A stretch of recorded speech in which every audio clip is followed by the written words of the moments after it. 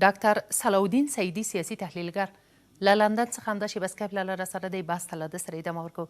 سعیدي صاحب سلام، بحث ته ډېر ښه راغلاست.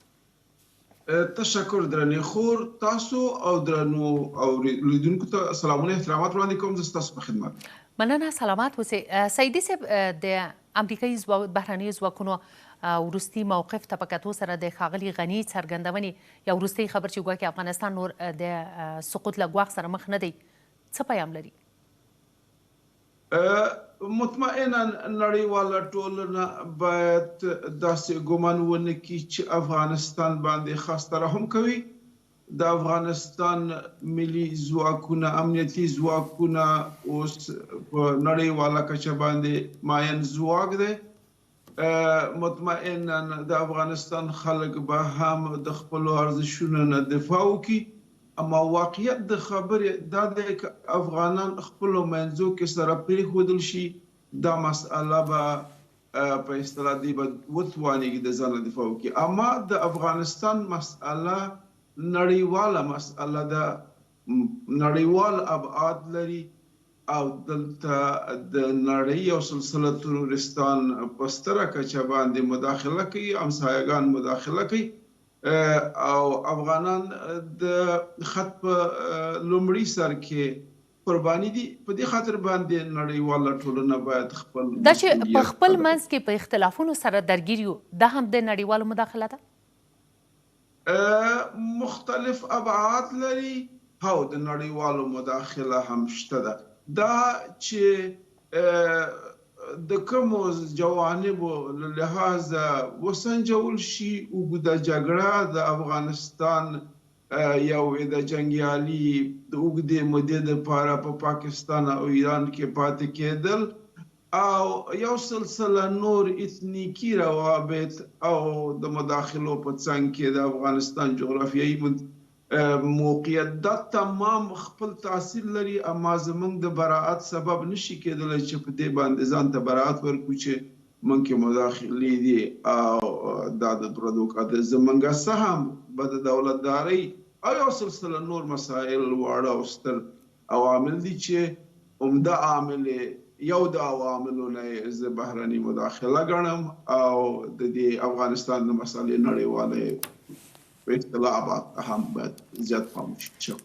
سعیدي صاحب، واقعا تهدیدات دومره جدي دي چې ګواکې ولسمشر دې ته اړیس دی چې دا ډول څرګندونې وکړي چې گویا افغانستان نور د سقوط له خطر سره مخ نه دی. 350,000 سرتیرو ترڅنګ ملت هم د دوی ترڅنګ ولاړ دی که چیرې جګړه شدیدېږي. مشران، رهبران، د ټولنې مشران وظیفه لري، رسالت لري چې سترګې او غوږونه خلاص ولري. هغه څه چې تبلیغ کیږي هغه باید واوریدل شي.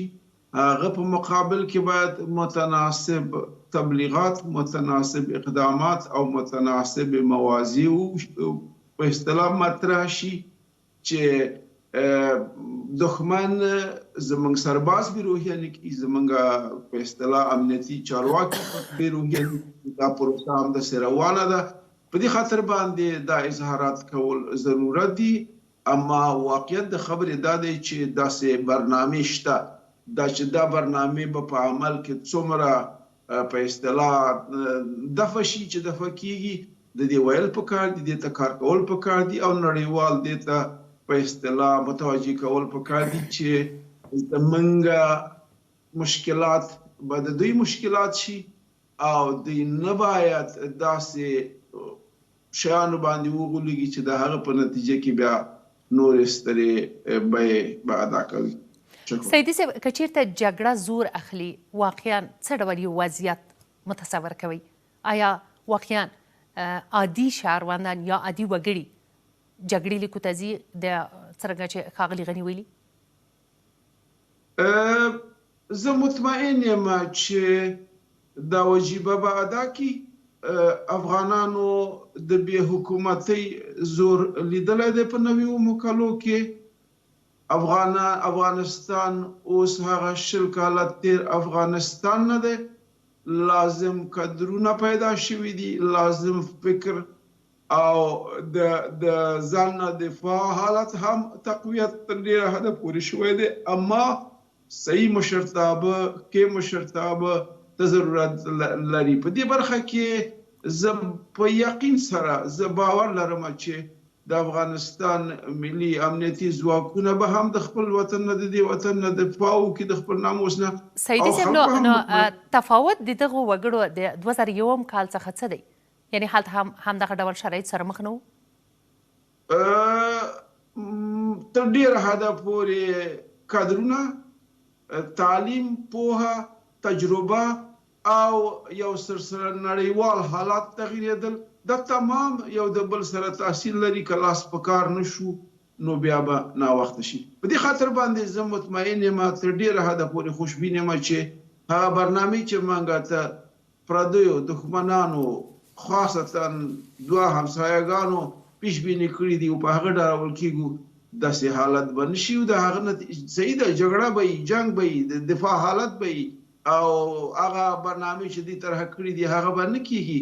هغه چې جنرال اسد دراني وایي چې امریکې دغه پیسې چې د افغانستان په اردو باندې مصرف کړي امنیت باندې دا په هدر ځي، دغه برنامې چې موږ ته په اصطلاح مطرح شوي دي او اوس د فعال مدني په شکل باندې راغلی دی او دلته او هلته او یو سلسله نور مسؤلین دا تبلیغات کوي.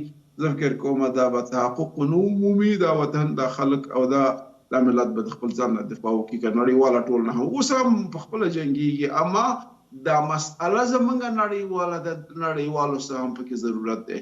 اما دا وطن زه مطمئن یم چې د خپل ځان نه د خپل عزت نه به دفاع وکړي. سیدي صاحب، زموږ امنیتي او دفاعي ځواکونه د سیمې په کچه بېنظیره امنیتي ځواکونه بلل کېږي. څومره به وکولی شي چې د مخالفینو پر وړاندې غاښ ماتونکی ځواب ورکړي؟ البته داعش او القاعده که په نظر کې ونیسو، که چېرته په دې وطن باندې معامله له سر نه ونشي، که چېرته په دې وطن باندې د دې وطن په غیاب کې مشران معامله ونه کړي، یعنی له معاملې څخه مو هدف څه دی؟ مشران به چیرې معامله کوي؟ دا چې توافق کېږي چې دا اردو به اصلاحات پکې راځي او د اصلاحاتو واګي به د پردیو عناصرو ته ورکول کېږي او په د مصالحې تر نامه لاندې یا یو سلسله نور ورته شیان چې د هغه په نتیجه کې له سره کار خراب نه شي، زه مطمئن یم چې دا ملت د خپل ځان نه دفاع کوي او دا ځواکونه تر ډېره حده پورې ایجاد شوي دي چې د دې وطن د عزت او ناموس نه به دفاع وکړي. زه دا احساس په کلکه توګه لرم. شکر. سیدي صاحب، ولې هر ځلې چې افغانستان یو د سولې پروسې په برخه کې البته یو توافق ته نږدې کېږي او یا هم دغه پروسه یو داسې حالت ته رسېږي چې ګویا توافق به کېږي یا یوه نسبي نتیجه به ورکوي، حالت بیا ګډوډ کېږي او بیا د تېرې دهې یا تېرې لسیزې د تکرارېدو خبرې بیا څرګندېږي؟ زه په کلکه په دې باور یم، شواهد او اسناد ښیي چې افغانان د توانایي، د استعداد لري چې خپلو منځو کې سره کینی او په یو سلسله مسائلو باندې تفاهم ته ورسیږي چې د هغه په نتیجه کې افغانان خپل اهدافو هغه اوږدو اهدافو ته ورسیږي. اما خبره دا ده هغه څوک چې په دې لوبه کې مؤثر جانب دی هغه په سیاست کې خپل اهداف لري، خپل اقتصادي اهداف لري، خپل منطقوي اهداف لري. منظور مې د پاکستان دغه مؤثر جانب څخه مو هدف امریکا ده که پاکستان؟ دا چې په مسکو کې د دریو قدرتونو څنګ ته پاکستان کینی، ایران حضور نه لري، هند حضور نه لري یا یو سلسله نور ځواکونه حضور نه لري، دا په خپل ذات کې موږ ته ډاډ ایجادوي چې پاکستان هغه پاکستان که پنجاب راونیسو چې د 5 اوبو نه 2 اوبه درېدلې دي، 3 اوبو باندې نن د کسبا د هند باندې چې پنجاب بیا آب کېږي، د هغه زمونږ اوبه هغه ته ضرورت دي، زمونږ مرمر، زمونږ لرګي، زمونږ انسان دې ته ضرورت دی چې په یمن کې او په سوریه کې د ایران دپاره وجنګي. دی نه دا توقع کول چې دی د افغانستان ته سوله ورکړي دا ساده لوحانه ده. په دې خاطر باندې د منطقه اجماع په دې خاطر باندې د اجماع په د معنا نه ده چې د تصمیم نیونکي مراجعو کې په اصطلاح د مصالحې یا د تفاهم په ارتباط باندې یا به اصطلاح اختیارات ورکړل شي. دا چې د پاکستان په ښارونو کې دغه قومندانان، دغه افراد، دغه اشخاص وجود لري چې هغوی د افغانستان نظام ړنګول غواړي، سیستم ړنګول غواړي. که چېرته په ظاهر کې هم داسې تاکیدات کېږي چې موږ دا نه ړنګو، اما دوی په جنګ کې، دوی په اصطلاح بې امنۍ کې د اهدافو ته رسېدلی شي، دوی په بې امنۍ کې د هلمند د اوبه کاملا وړلی شي.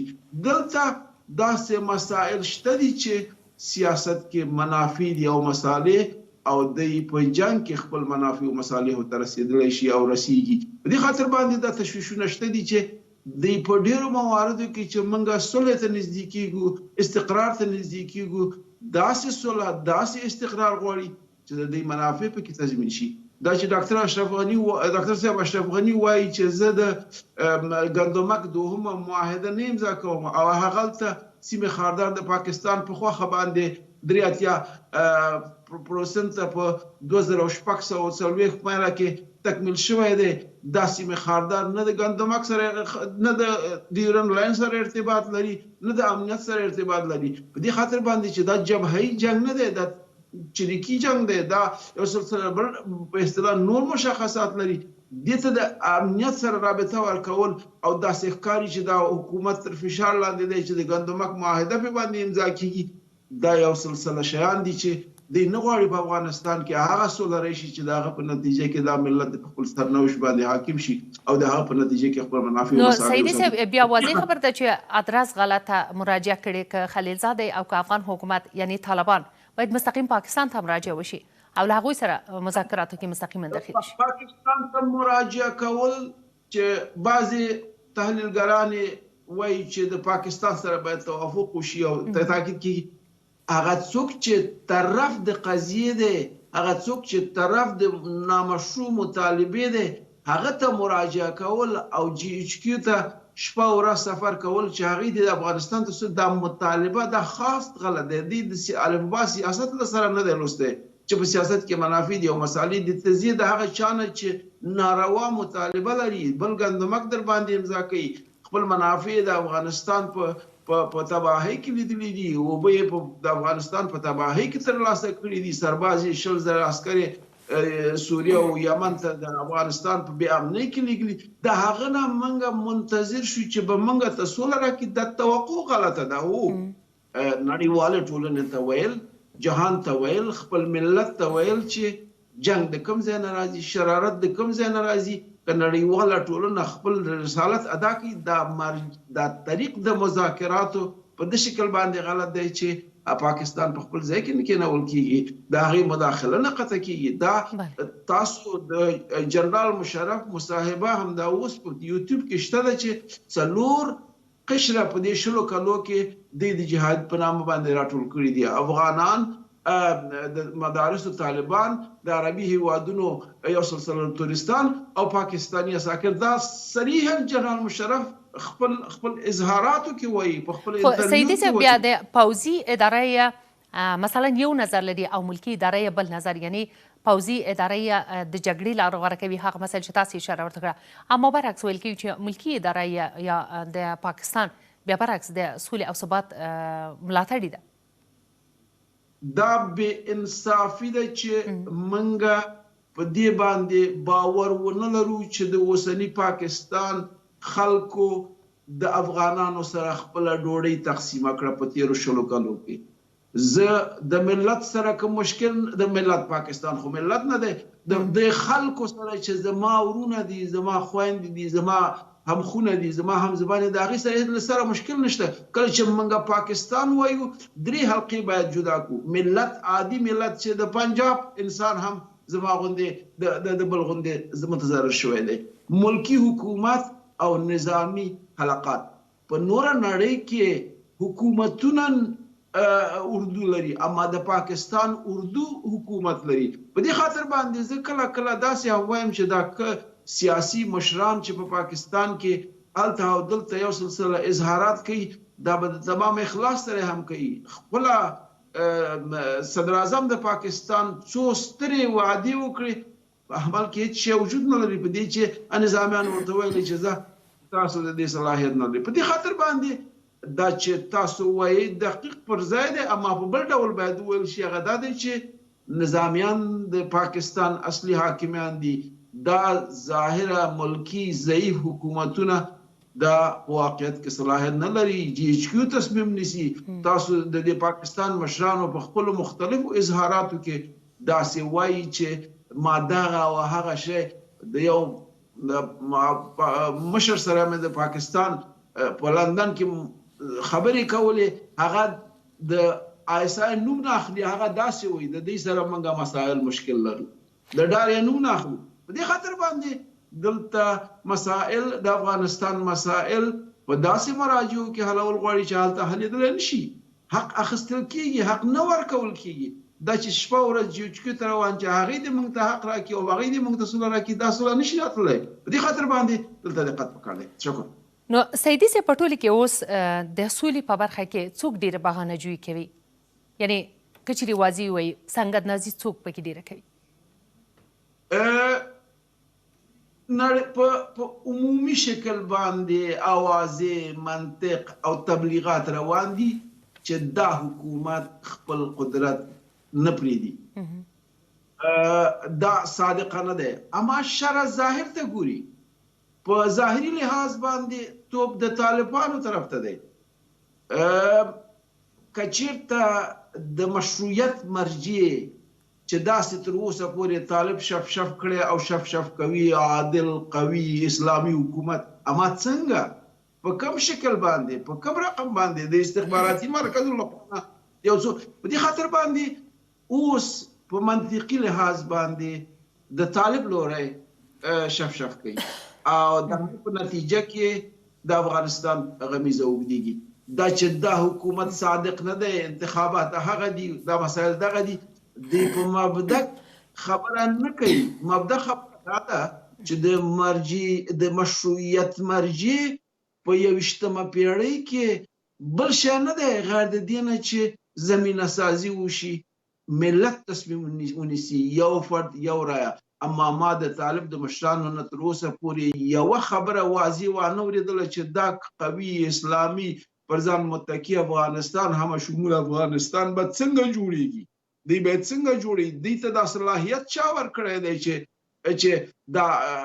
دا شی جوړ کړي. په دې خاطر باندې په منطقي لحاظ باندې دلته ډېر شف روان دی، په منطقي لحاظ باندې دلته بې عدالتۍ روانې دي او د سیاسي فشار د معاملو له لارې قدرت ته رسېدل دا د افغانستان غمیزه نشي حلولی او امریکا به هم هغه اهدافو ته چې دوی غواړي په دې شکل باندې ونه رسېږي او د افغانستان د خلکو تراژیدي به اوږده شي. شکر. که څه هم دې ته په پام کې نیول سال البته چې طالبانو رد کړې ده دغه ناسته. طالبانو نه ده رد کړې، ویلي دي چې موږ په باندې فکر کوو، موږ آمادګي نیسو. دا چې په څه شي باندې فکر کوي، په څه شي باندې آمادګي نیسي، هلته په افغانستان کې مرګ ژوبله ده. بالاخره اعلان وکړو چې په کې ګډون وکړي، اما زه مطمئن نه یم چې د دې ناستې نه کوم بنیادي شی که د استخباراتي تحمیل نیسي ترلاسه نه کېږي. په دې شکل باندې چې مذاکرات مخ ته وړل کېږي د ده نه ښه نتایج ترلاسه نه راځي. دلته په ارزښتونو باندې په ناستو کې پردیو ناستو کې استخباراتي ناستو کې تصمیم نیول دا شی نشي کېدلی. څه ډول ناستې باید ترسره شي؟ دا ناستې سیاسي ناستې د دې موجب نشي چې موږ قوي مرکزي اسلامي او دا او هغه غواړو، غیر د دې نه بل شی نه کېږي. د طالبانو اعلان وکړ زه هم قوي اسلامي مرکزي حکومت، اما څنګه یې غواړم، له کومې لارې نه غواړم. دا ناستې او ولاړې، دا نړیوالې مرستې، نړیوال په اصطلاح هماهنګي باید دته استقامت ورکړل شي چې ملت د افغان څنګه تصمیم ونیولی شي. دا په دې نه کېږي چې د احمد نه یې واخله محمود ته. زمونږ د فرد سره کوم تعهد نشته، زمونږ د افغانستان د اوبو سره تعهد دی، زمونږ د افغانستان د لرګي سره تعهد دی، زمونږ د افغانستان د خلکو سره تعهد دی. په دې کې افراد بنیادی موږ ته نه دي. په دې خاطر باندې د یو فرد ایسته کول چې اول باید دغه ټیم ایسته شي، بیا به زه خبره کوم چې په افغانستان کې حاکمیت دا غولونه ده، دا فریب دی، دا دوکه ده. امریکا به دې ته متوجه شي خو ناوخته به وي، متارکه به وشي او د هغه په نتیجه کې به څه راکړه او څه ورکړه، ګویا تنازل به وشي. زه په تنازل باندې باورمند نه یم. د افغانستان په عزت کې څه تنازل دی؟ د افغانستان په امنیت سیدي صاحب همدغه پلمې چې مثلا طالبان راټوي او وړاندې شرطونه ږدي او تاسو په خبره باید واک هم له یو کس څخه وانخیستل شي بل ته ورنه کړل شي، کوم تاوتریخوالی چې ډېر کړی دغه مسلې ته په کتو سره فکر نه کوي چې آیا د دوی انزوا ته نه ځي؟ د سیاسي مذاکرې اول چې د مناظرې نه باید فرق وشي چې په د سیاسي مذاکرې تر شا په ارزښتونو باندې تصمیم ونه نیول شي چې کوم حکومت د ټولنې ته درست دی او هغلته په کنفرانس کې تصمیم ونیول شي چې دغه حکومت درست دی او دا به مشر وي، دا به صدر اعظم وي، دا به څلور صدر معاونان وي. دا د دې صلاحیت نه دی، د ته مشروعیت نه لري. پاکستان او طالبان په مجموع کې او په داخل کې یو سلسله قدرت ته تږي افراد او اشخاص چې شاید ورته ټلیفونونه شوي چې څونه به ورته په اصطلاح دا قارغې به د په سر باندې هم کینی. دلته په دې باندې تفاهم کوي چې هغه د دې صلاحیت نه دی. دا ناستې او دا ولاړې کې دي پر ځای دي چې په دې باندې توافق وشي چې زما امارت اسلامي څنګه د ملت نه مشروعیت ترلاسه کړي. اما دا د دې لپاره کارول چې څنګه د هغه نه واخلي او ماته راکړي، دا مشروع کار نه دی. دا سوله نشي راوستلی. یعنې فکر کوئ چې له دغه تمامیت خواهیو څخه به تیر شي طالبان؟ که چیرې تیر نشي باید زما په زړه کې، د ستاسو په زړه کې، د ملت په زړه کې، د جهان په زړه کې باید تجرید شي. خبره د یعنې فکر کوئ چې اوس هم تجرید دي؟ نه، لازم متناسب کار نه دی شوی. طالب د افغانستان د سیاسي سټیج یو جز د هغه شعار چې طالب ورکوي چې بهرنیان دي نه اوسي د ملت کې دی، دا وطن دی په خپل اختیار ولري، خپل زندان دی خپل ولري، خپل په اصطلاح هوا دی په خپل اختیار کې ولري او خپل صلاحیت دی ولري. دا شعار د تمام ملت شعار دی.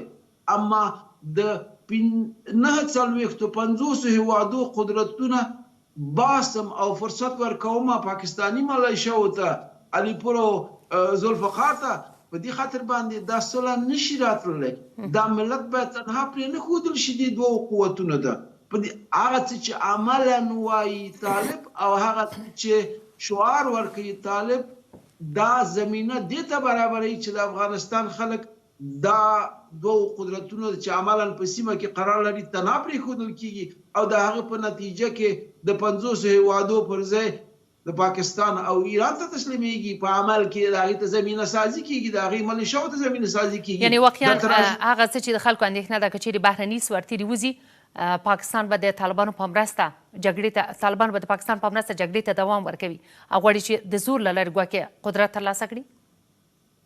د پرویز مشرف اظهارات وجود لري چې زمونږ سربازان او زمونږ مدرسو کې روزل شوي افراد د جهاد په برخه کې مونږ وروزل او په دې مورد کې مو خپل وظایف اجرا کړل.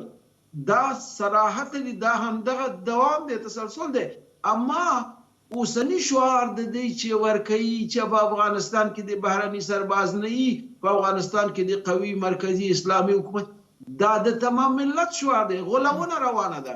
هغه څه چې شعار ورکول کېږي او هغه څه چې دپاره په عمل کې کار کېږي، دواړه په تناقض کې عملا قرار لري او نتیجه به یې دا شي چې د افغانستان خلک د پاکستان او د ایران ملیشیاو ته په اصطلاح سره لاس په ګریوان شي. دا ملت به دفاع وکړي، اما دا غمیزه به اوږده شي، نړیوالو ته به تهدید شي.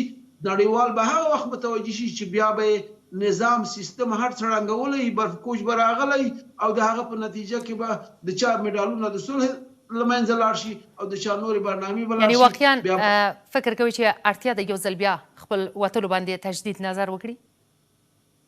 د امریکې راتګ افغانستان ته خطا و، پاتې کېدل خطا دي.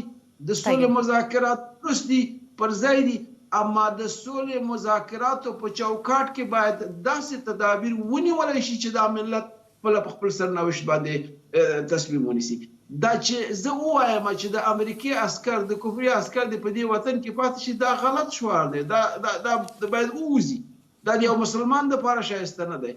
اما څنګه ووځي چې په نړیواله ټولنه په سطحه کې دا ملت سره کینی پاکستان ته وایي چې مداخله مه کوه، دا د مداخله ده. که مستندات غواړي زه به ورته ورکړم، یوټیوب ته د مراجعه وکړي.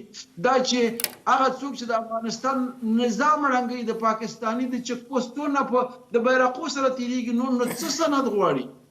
دا چې د اوبو دپاره رئیس جمهور د پاکستان د ایران وایي چې د کمال خان د بند په مورد کې به موږ بې تفاوت پاتې نه شو، هغلته مسله را پاتېږي، نو څه سند غواړي دنیا؟ په دې خاطر باندې دلته یو سلسله کارونه د سولې دپاره سرچپه روان دي، بې ځایه روان دي. هغه ځای کې چې مرجع د شرارت ده، هغه ځای کې چې مرجع د انهدام ده، هغه ځای کې چې د افغانستان د خلکو د تراژیدي د اوږدېدو هغلته څوک غرض نه کوي. راغلي دي خپلو منځو کې سره یو په بل باندې جنګ اچول کېږي، یعنې په غلط مسیر روان دي او دغه مسیر ناسم دی، ناهمواره دی. راست مسیر څه ډول کېدلی شي؟ څه ډول باید لاړ شي؟ هر لاره څه کېدلی شي؟ نړیواله ټولنه باید مرسته وکړي چې د پردو مداخلې قطع شي. هغه نړیوال سهم چې مداخلې کوي د هغه معنی شي دا وطن د دې استعداد لري، د دې افراد لري، توانایګان لري چې خپلو منځو کې سره تفاهم. د طالب سره مخالفت په د خاطر باندې نه دی چې طالب افغان نه دی، طالب ته څوک خیرات نه ورکوي، جنګېدلی دی، اما سرباز یې په صادقانه ډول باندې د اسلام دپاره جنګېدلی دی. اما قومندان یې هغه څوک چې په پورته ناست دي، هغه د ISI په انسټرکشن او په رابطه باندې ماته چې ووایي چې په افغانستان کې قوي اسلامي مرکزي حکومت غواړم، وایم بسم الله. اما څنګه یې غواړم؟ په دغه ډول باندې چې طالب غواړي دا د پاکستان دپاره زمینه برابرول دي، دا د ایران دپاره زمینه برابرول، دا د حل لاره نه ده. په دې خاطر باندې دلته یو سلسله مبدئي خطاګانې دي د سیاسي مذاکرات په چوکاټ کې چې باید هغه ته توجه یعنې دا د پاکستان او ایران موخې دي چې په افغانستان کې ورته رسېږي، نه د خپله د طالب غوښتنې. مطمئنا چې خب موږ چې وایو په طالب کې درې لایې وجود لري. هغه چې په قطر کې ناست دي وسطي قومندانان او عادي سربازان. عادي سربازان ساده د مدرسې طالبان دي، هغه وایي چې الهي کلمت الله دپاره کار کوم وسره. دا باید استقامت ورکړل شي، په دې کې باید د پاکستان مداخله له منځه ویوړل شي. په دې خاطر باندې دلته یو دا وطن کې زخمونه ډیر تازه دي. زه تصور نشم کولی هغه چې تر پرونه پورې د چا ورور وژلی دی، چا پلار یې وژلی دی، چاته بم بشکهي ایښی دی، چاته دی کې دا به څنګه راشي په افغانستان کې به سره یو ځای کینی، دا به لږ وخت غواړي. په دې خاطر باندې دومره ساده هم تصور کول چې ګویا هغوی به راشي او دلته به څوک ورته څه ونه وایي چې د هغه چا پلار وژل شوی دی، چا ورور وژل شوی دی، همدا ترور دهشت تر پرونه پورې. خو فکر نه کوئ چې ورځ تر بلې همدغه د جګړې پیچلتیا د سولې مسله هم پیچلې کوي؟ دا په دې باندې پیچلې کېږي چې هغه تکتیکونو باندې چې مخ ته ځي هغه د حل لارې نه دي، هغه غولونه ده. مطمئنا په دې کې قوي دولتداري مهمه ده چې باید تنظیم شي. په دې کې هماغسې چې تاسو وویلې چې تجرید باید هغه څوک تجرید شي که د افغانستان حکومت یې طرحه ورکړې ده چې مخکې د وخت نه انتخابات، او دا مخکې د وخت نه انتخابات د دې دپاره سوء استفاده ترې نه وکړي چې خپله په قدرت کې مثلا دي چې دی وویلې چې موږ بیرته ځان نه کاندیدوو. اما دلته لسهاوو سوالونه دي چې هغوی ته باید په ناستو کې په سیاسي مذاکراتو کې د نړیوالو په کچه باندې جواب پیدا شي. دا ناستې او ولاړې په ترکیه کې باید دغه ته استقامت وکړي، نه دا چې څلور د صدراعظم معاونین دا د دې صلاحیت نه دی ورسره. په دې خاطر باندې دلته یو سلسله کارونه په داسې استقامت روان دي چې سخت په اصطلاح متاثر کړی یم، او زه فکر نه کوم چې په دې شکل باندې په افغانستان کې مستقره باعزته سولری شي. شکر. ډیره مننه سیدي صاحب له تاسو څخه چې زموږ بلنه مو منله. شکر.